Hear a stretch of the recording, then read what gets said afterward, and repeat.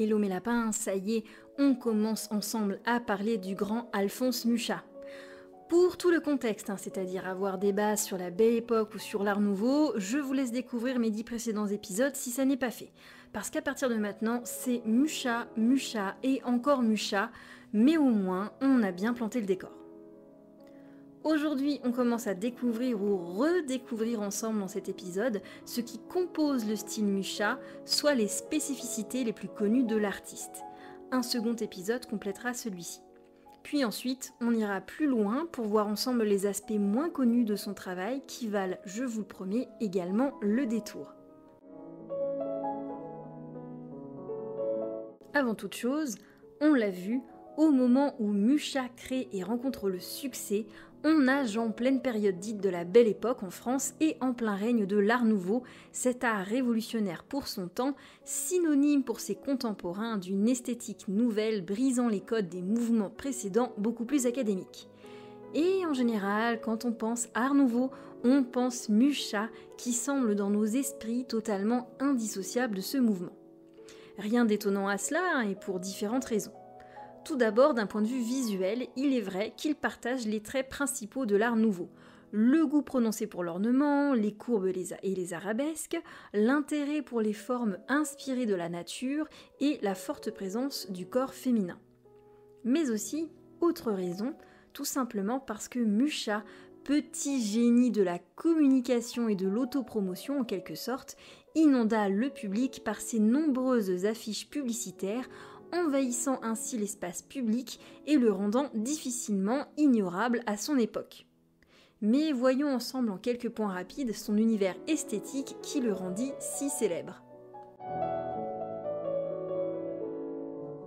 Premier point facilement identifiable de son style, ses figures féminines tout en arabesque si facilement reconnaissables. En effet, dans l'univers de Mucha, notamment dans ses œuvres les plus connues du grand public, c'est-à-dire ses affiches, le corps de la femme est omniprésent, s'affiche en toute sensualité et volupté dans un subtil jeu de courbes. D'ailleurs, Mucha n'hésite pas à le contorsionner légèrement, ce corps féminin, pour parfaitement le fondre avec les formes végétales présentes dans son travail, elle-même sujette à son motif ornemental préféré, j'ai nommé les arabesques, courbes et contre-courbes. De toute façon, Mucha crée ainsi son propre idéal féminin, incarnant une beauté en harmonie avec la nature, elle-même inspiratrice de la création artistique chez les artistes Art Nouveau. Notez que dans les éléments favoris de Mucha, la chevelure a fortement tendance à s'échapper, devenant elle aussi à son tour un motif linéaire, envahissant tout en arabesque. Notez aussi que ces figures féminines sont cernées de traits noirs, plus ou moins épais ou fins selon les différentes zones, ce qui est aussi un aspect caractéristique de son style, en tout cas pour les affiches tout du moins. Autre trait de singularité à souligner dans le travail d'Alphonse Mucha, et qui peut sembler moins facilement identifiable de prime abord, l'influence de la tradition millénaire de l'art sacré dans son travail. En effet, dans ses lithographies, Mucha cerne presque systématiquement d'une auréole les visages et ou les corps de ses personnages féminins. Et même si cet aspect ne nous saute pas aux yeux, il suffit de commencer à le percevoir et on se rend compte ensuite de l'omniprésence de ces espèces d'auréoles dans son travail d'affichiste, style qui lui est propre et qui n'est pas repris par ses collègues. Ces auréoles ou halos sont d'ailleurs eux-mêmes travaillés et stylisés, ornementés et appelés parfois style Q, par l'alliance du motif et de celui de la femme qui l'enserre et qui semble souvent former cette lettre.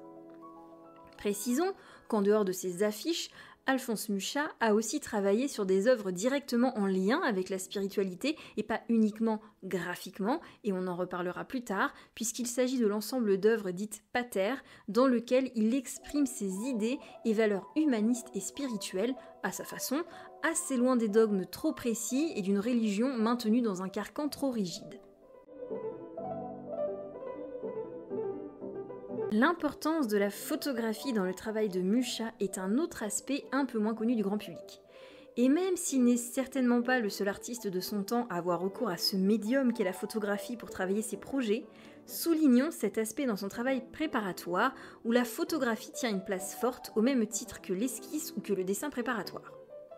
D'ailleurs, ces photographies sont mises au carreau directement sur le tirage photo avant d'être transposées sur la toile.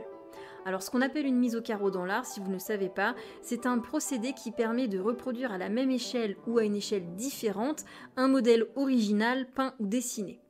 En gros, pour mettre au carreau, on trace, alors à la sanguine, au charbon, au crayon, ce que vous voulez, bref.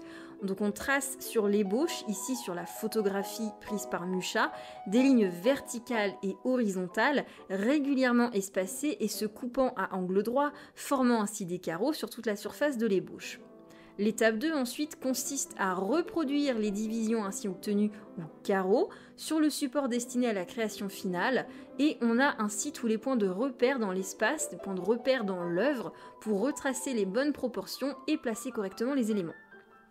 Mucha donc est un illustrateur, un peintre, mais aussi un photographe avec un goût très prononcé pour la mise en scène et avec un aspect assez, je vais dire, cinématographique en fait dans ses compositions.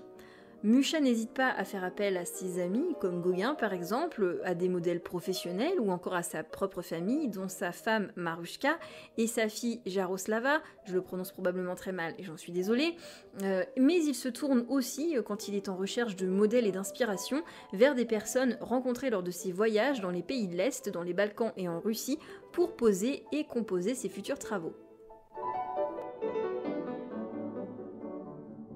Alors mes lapins, comme j'essaie que cette saga qui est très dense ne soit pas totalement indigeste pour vous et que donc je tente de ne pas dépasser les 10 minutes par épisode environ, je vous laisse ici avec cette première partie sur le style Mucha et puis on continue la prochaine fois à décortiquer ensemble dans les grandes lignes les spécificités de son art avant d'attaquer les choses sérieuses.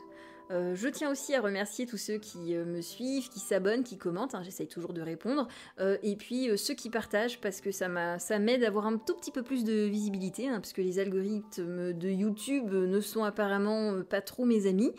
En tout cas, merci à tous et à très vite pour le prochain épisode.